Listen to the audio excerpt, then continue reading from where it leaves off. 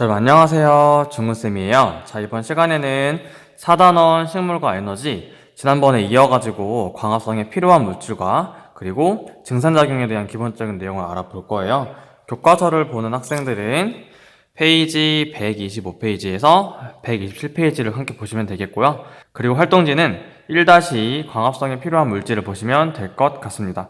여러분, 지난 시간에 광합성에 대한 기초를 배웠는데요. 개념, 그리고 광합성이 일어나는 장소 배웠어요. 개념이 뭐였죠? 네, 맞아요. 식물이 빛 에너지를 이용해서 양분인 포도당을 합성하는 게 바로 광합성이라고 배웠고요. 일어나는 장소는 잎속에 있는 엽록체라는 세포 소기관인 걸 배웠어요.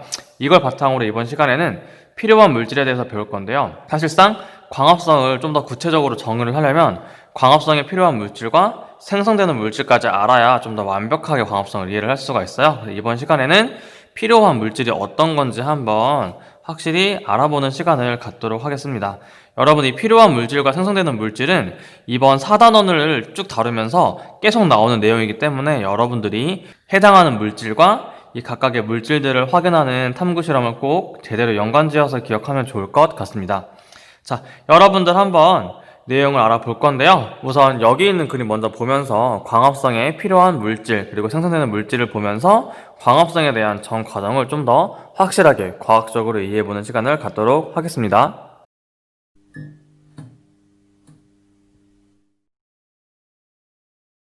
자, 여기 보시면 여러분들 잎이 있어요. 잎이 있고 지금 잎에서 광합성을 한다고 나와 있고, 우리 광합성이 일어난 장소 어디였어요? 엽록체였죠. 그래서 여기 보시면 엽록체라고 나와 있습니다. 엽록체, 광합성이 일어나는 장소가 되겠죠. 저를 한번 볼 건데요. 광합성 하면은 가장 먼저 필요한 게 우리 뭐였어요? 네, 맞아요. 광합성. 뭐가 필요해요? 맞아, 빛이 필요하죠. 그래서 가장 먼저 필요한 게 이 빛이 필요하다. 뭐 빛 또는 햇빛이라고 보면 되겠고, 광합성에 있어서 빛 에너지를 제공을 한다라고 여러분들이 이해를 하시면 되겠어요. 또 필요한 게 어떤 거냐면, 여러분들 어제 간단하게 어떤 거 필요한지 언급을 했는데, 두 번째로 필요한 거는 바로 이산화탄소예요. 이산화탄소. 우리가 분자식으로는 CO2라고 배웠죠?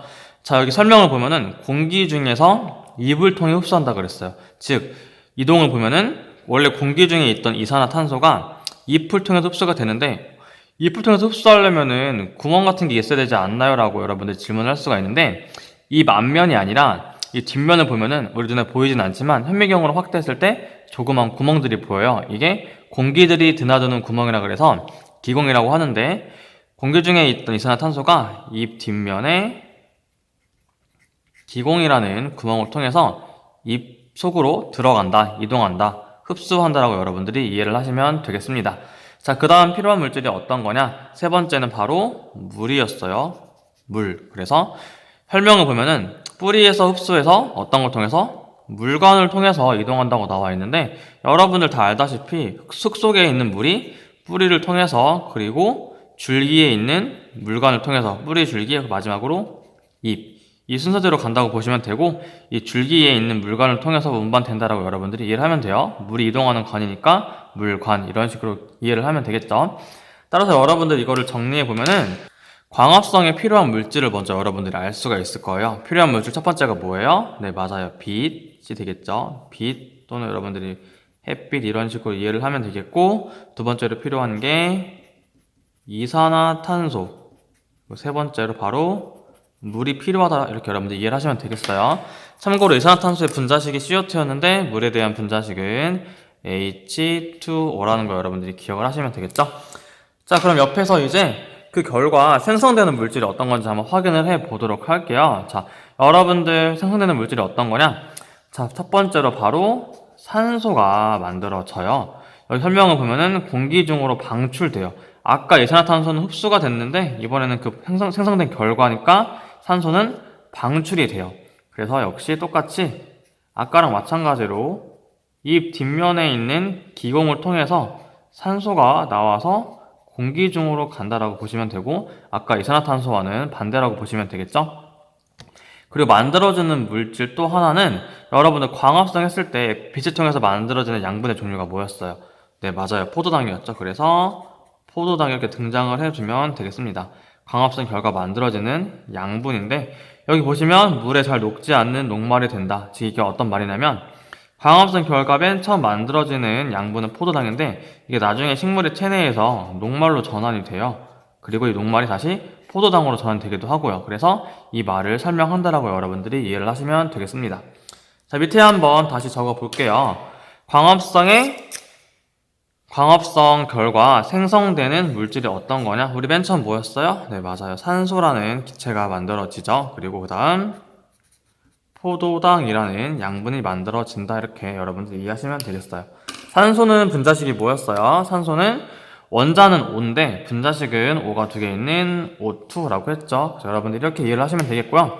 자, 선생님이 여기 지금 광합성에 필요한 물질과 생성되는 물질을 한번 적어봤는데 여러분들 이 내용과 이 그림은 꼭 끝까지 기억을 하시기를 바래요. 선생님이 이거에 대한 그림을 계속 언급을 할 거고 여기에 대한 내용이 아까 말했듯이 4단원 내내 핵심 축이 되어서 반복이 되기 때문이에요. 또 한 가지 여러분들이 이 필요한 물질과 생성되는 물질을 잘 기억을 해야 광합성에 대한 구체적이고 올바른 정의를 할 수가 있어요.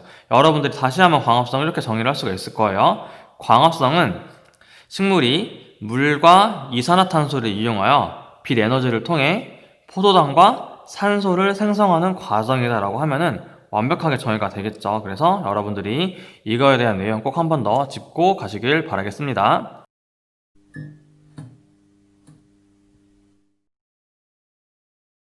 자, 여러분들 방금 본 내용 중에서 이제 여러분들 교과서 중에 대부분의 탐구 활동이 필요한 물질과 생성되는 물질이 과연 이게 맞는지 확인하는 실험이 되게 많아요. 그래서 여러분들이 각각에 대한 물질과 이걸 어떻게 확인하는지 잘 연관을 시켜야 한다고 선생님이 강조를 했죠. 이거에 앞서서 선생님이 미리 한번 실어놓은 게 있는데 다음 시간에 배울 증산작용에 대한 내용을 잠깐 미리 실어 놔봤어요. 왜냐면 여러분들이 방금 전에 물이 뿌리, 줄기, 잎을 통해서 이동한다 그랬잖아요. 그래서 이 뿌리, 줄기, 잎을 통해서 이동하는 과정에 대해서 한번 설명을 해 보려고 합니다. 그 전에 여러분들 빛을 흡수하는 장소는 광합성에 있는 엽록체에서 흡수를 하고 당연히 엽록체에서 광합성이 이루어지기 때문에 포도당이 생성되는 장소 역시 엽록체라고 여러분들이 기억을 하시면 될 것 같습니다. 자, 탐구하기 한번 볼 건데 여러분들 활동지 밑에 아마 이게 있을 거예요. 그래서 보면 두 가지 활동이 나와 있는데 사실 이건 증산작용인데 다시 한번 나오긴 할 건데 미리 볼게요.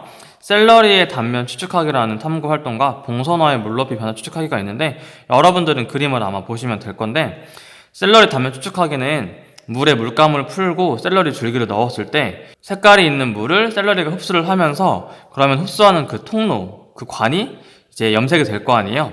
그 단면이 어떤 건가 추측을 하는 건데 아까 말했듯이 여러분들 뿌리, 줄기, 잎으로 이동을 하는데 줄기에 뭘 통해서? 물관을 통해서 이동한다라고 여러분들이 이해를 했어요. 그래서 여러분들 이렇게 보시면 될 거예요.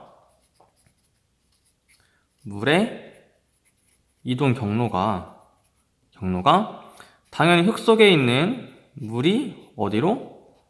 뿌리로부터 흡수가 되겠죠. 그리고 이게 줄기로 가는데 줄기에 있는 무슨 관? 물관을 통해서 흡수가 되고 그리고 뿌리, 줄기, 잎을 통해서 가겠죠. 그래서 여러분들이 이 순서로 물이 이동한다라고 기억을 하시면 되는데 샐러리 단면에서 그 염색되는 게 줄기의 물관이다. 여러분들이 이거를 기억하시면 되겠고요. 두 번째 탐구 내용도 잘 이해해야 되는데 봉선화 물높이의 변화 이게 어떤 거냐? 여러분들이 그 전에 앞서서 한번 증산작용을 먼저 알아봐야 될 거예요. 물의 이동 경로가 다음과 같은데 이렇게 이동하는 원리가 바로 증산작용이거든요. 여러분들 잎 뒷면에는 기공이 있다 그랬잖아요. 근데 이 기공을 통해서 물이 바깥으로 빠져나가요. 즉 공기 중으로 빠져나가요. 자, 보세요. 여러분들 이쪽에서는 물을 계속 흡수하고 있고 마지막 도착지인 잎에서는 물이 공기 중으로 빠져나가고 있어요. 그럼 여러분들 물의 양을 봤을 때 상대적으로 여기는 물의 양이 많겠죠. 왜냐면 계속 공급을 해주고 있으니까. 그리고 이쪽 잎에서는 물이 바깥으로 나가니까 상대적으로 물의 양이 적어지게 되겠죠. 이렇게 한쪽은 높고 한쪽은 낮은 기울기가 형성되기 때문에 물이 잎까지 도달한 다음에 그 물의 흐름이 중지되는 게 아니라 계속 이러한 높고 낮음의 기울기를 형성함으로써 계속 물이 뭐 할 수 있다? 이동할 수 있다라고 여러분들이 보시면 돼요. 여러분들 전기와 자기에서도 우리가 뭐 수압이나 전압에 대한 개념을 배울 때 한쪽이 높고 한쪽이 낮기 때문에 높은 곳에서 낮은 쪽으로 계속 공급이 됨으로써 전류가 계속 흐를 수 있다는 걸 배웠잖아요. 마찬가지라고 보시면 돼요. 한쪽은 물의 양이 적고 한쪽은 물의 양이 높기 때문에 높은 곳에서 낮은 쪽으로, 즉 뿌리, 줄기, 잎으로 계속 물의 이동이 일어나는데, 이거에 대한 원리가 뭐다? 바로 잎에서 물이 증발하는 무슨 작용?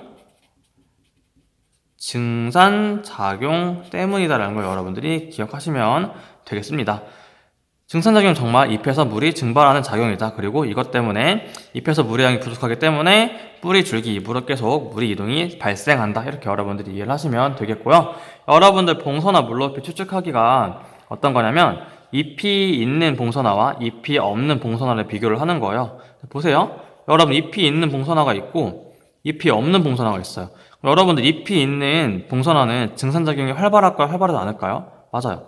증산작용이 굉장히 활발하겠죠. 근데 잎이 없는 봉선화는 증산작용이 일어날 수가 없을 거예요. 그렇죠? 증산작용이 일어날 수가 없어요. 따라서 증산작용이 많다는 거는 계속 물이 바깥으로 나가기 때문에 뿌리로부터 혹은 줄기로부터 물의 흡수가 계속 일어난다는 거죠. 즉 물의 흡수가 더 많이 일어날 테고, 잎이 없기 때문에 물 흡수가 거의 일어날 수가 없겠죠. 따라서 시간이 흐른 다음에 봉선화가 들어있는 시험관의 물 높이를 봤을 때 흡수를 더 많이 한 쪽과 흡수를 거의 하지 못한 쪽을 비교했을 때 어느 쪽이 더 물 높이가 높을까요? 여러분들 이제 이걸 헷갈려 할 수가 있는데, 물 흡수를 많이 하니까 단지 많다는 걸 초점을 맞춰가지고 물 높이도 높다라고 하면은 큰 실수를 하는 거겠죠. 물을 더 많이 흡수하면 흡수할수록 시험관에 있는 물은 더 감소를 하겠죠. 따라서 증산작용이 더 활발할수록 물높이에 대한 감소폭은 더 크기 때문에 시간이 지났을 때 잎이 있는 봉선화가 잎이 없는 봉선화에 비해서 물높이가 크게 감소했기 때문에 물높이, 이 높이만 비교를 했을 때는 잎이 없는 쪽이 더 물높이가 높게 나타난다. 이렇게 여러분들이 이해를 하시면 완벽하게 이해했다라고 보시면 되겠습니다.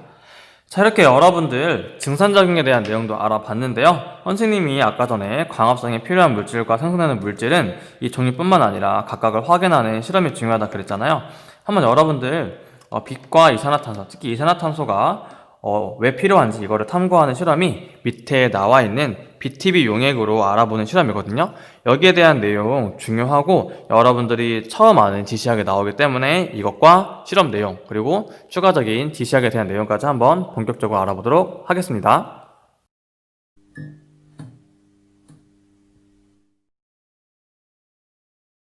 여러분들 여기 보시면 실험 내용에 앞서서 기본적으로 알아둬야 될 내용이 있는데, 바로 BTB 용액의 색깔 변화예요.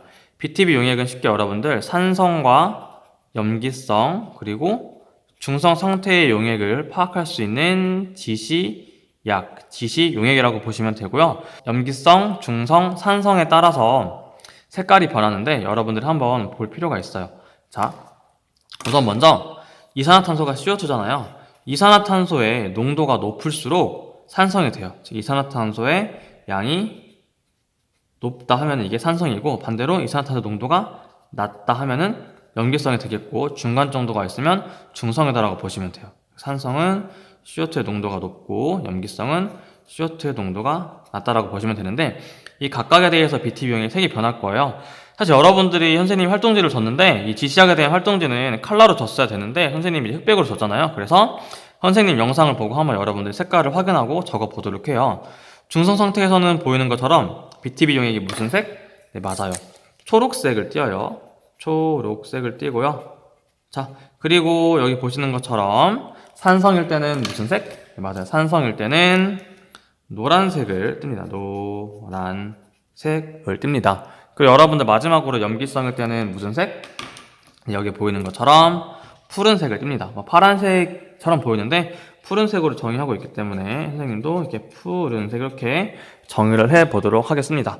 자, 여러분들이 이거에 대한 내용을 알면은 여기 나와 있는 실험 내용을 정확히 이해를 할 수가 있거든요. 한번 실험 내용 어떤 건지 볼 건데요. 여러분들 알아둬야 될 게, 식물이 광합성에 필요한 물질이 이산화탄소가 있어요. CO2. 식물이 광합성에서 CO2를 필요로 해요. 그럼 즉 CO2를 사용을 한다는 거겠죠. 사용을 한다는 거는 CO2의 양이 감소한다, 줄어든다? 맞아요. 공기 중에 있는 CO2의 양, 공기든 물이든 여기에 있는 CO2의 양이 감소한다는 거겠죠. 왜냐면 얘가 사용을 하니까. 자, 감소를 하면은 원래 만약에 산성이나 중성 상태였는데 식물이 CO2를 사용해가지고 그 양이 감소가 되면은 점점 더 염기성 쪽으로 가겠죠. 그래서 이 색이 과연 이렇게 변하는가? 이거를 확인하는 건데 여러분들 이거에 대한 전제만 확실히 이해하면은 이 실험 내용 크게 어렵지가 않습니다. 자, 실험 내용 한번 설명을 해볼게요. 세 개의 시험관이 있어요. 여기도 지금 어둠 상자인데 하나의 시험관이 이렇게 들어있는데 A에는 뭐가 있냐면 A에는 검정말, 여기는 검정말이라는 식물이 없어요. 식물이 없고요. 그리고 여기는 B와 C 시험관에는 검정말이라는 시험관이 들어있어요. 근데 C는 지금 어둠 상자 때문에 안 보이는 거예요. 또 한 가지, B랑 C의 차이를 보면은 C는 어둠 상자에 가려져 있기 때문에 뭘 할 수 없냐면 C 같은 경우는 빛을 볼 수가 없고 A와 B 같은 경우는 어둠 상자에 가려지지 않고 그대로 있기 때문에 빛을 받을 수가 있겠죠. 이런 차이를 두고 여러분들이 이해를 하시면 되겠습니다. 자, 우선 여러분들 이 안에 BTB 용액을 넣고서 날심을 불어넣는데 여러분들이 후 하고 부는 날심에는 이산화탄소가 녹아있어요. 따라서 원래 초록 색깔의 BTB 용액이라고 하더라도 날심을 불어넣으면 CO2의 농도가 이 물속에 많아지겠죠. 따라서 점점 산성이 되어서 노란색부터 시작한다고 보시면 돼요. 즉 얘도 노란색, 얘도 노란색, 보이지 않지만 얘도 시작은 노란색이라고 보시면 돼요. 그 후에 30분 이상 바깥에 두어서 빛을 쬐을 때 과연 이 색이 어떻게 변할까를 보는 건데 A 같은 경우는 여러분들 어때요? 아무것도 없기 때문에 변화가 일어날 수가 없어요. 그래서 노란색이었던 BTB 용액이 시간이 흐른 후에도 그냥 노란색이 된다라고 보시면 돼요. 근데 B 같은 경우는 빛이 있고 검정말이 있고 이게 지금 용액이기 때문에 물도 있죠. 그리고 아까 후하고 CO2를 불어 넣었기 때문에 CO2도 존재를 해요. 즉 광합성에 필요한 물질 세 가지가 모두 다 존재하기 때문에 뭘 할까요? 네, 맞아요. B 같은 경우는 광합성을 할 수가 있다는 걸 여러분들이 캐치를 하시면 되는데 광합성에 필요한 물질이 CO2이기 때문에 CO2를 사용해서 CO2 농도가 감소를 하겠죠. 따라서 어떻게 변할까요? 이 노란색이었던 BTB 용액이 CO2 농도가 감소하기 때문에 노란색에서 초록색을 거쳐서 최종적으로 무슨 색이 된다? 푸른색으로 된다. 여러분들이 이 변화를 기억하시면 되겠고요. 자, C 같은 경우도 사실상 이산화탄소도 지금 있고 물도 있는 상황이지만 어둠 상자를 가렸기 때문에 빛이 없어요. 즉 광합성에 필요한 물질 중 하나인 빛이 빠졌기 때문에 얘는 광합성이 일어날 수가 없겠죠. 따라서 노란색이었던 BTB 용액이 아무 변화 없이 그대로 노란색으로 유지가 된다. 이렇게 여러분들이 이해를 하시면 되겠습니다. 즉 여러분들 이렇게 이해를 하시면 돼요.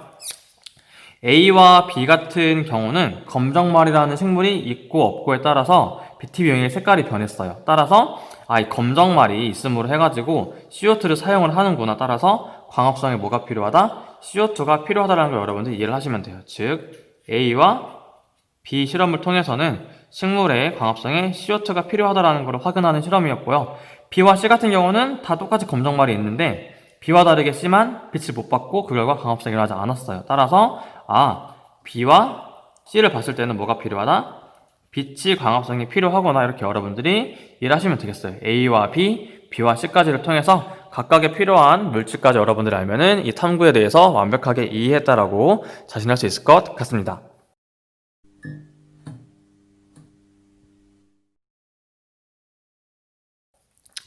자, 마지막으로 여러분 선생님이 참고 자료를 넣어둔 건데요. 지시학 나온 김에 각각에 대한 지시학의 특징을 정해봤어요. 이거 역시 컬러가 아닌데 선생님 그림을 보고 여러분들이 정리를 하면 좋을 것 같아요. 이거에 대한 내용 한번 빠르게 정리를 해보도록 하겠습니다.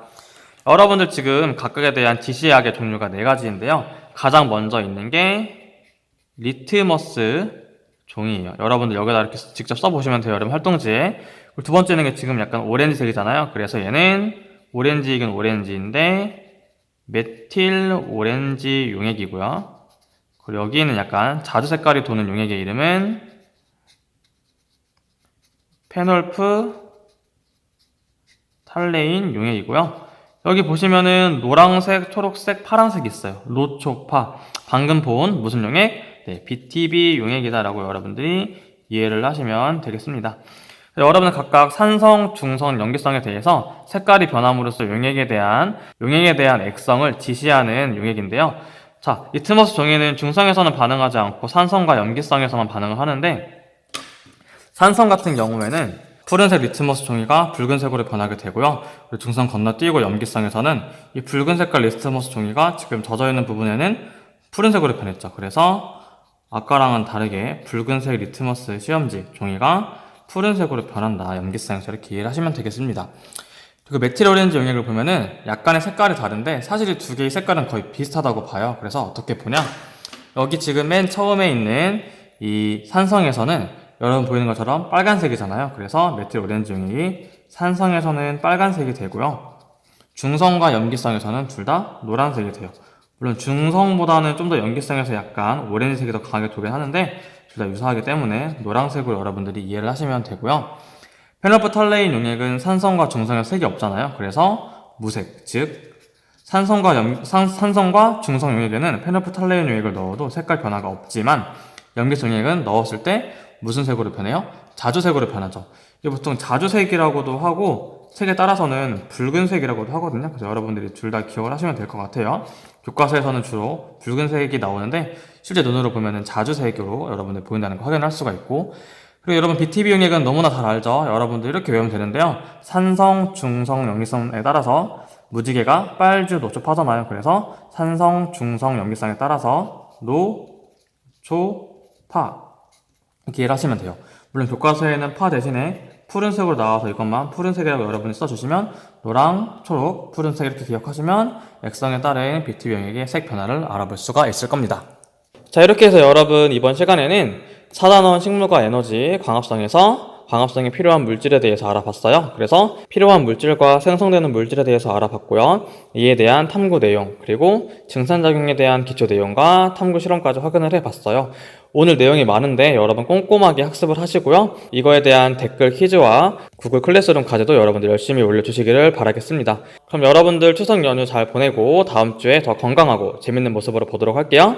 안녕.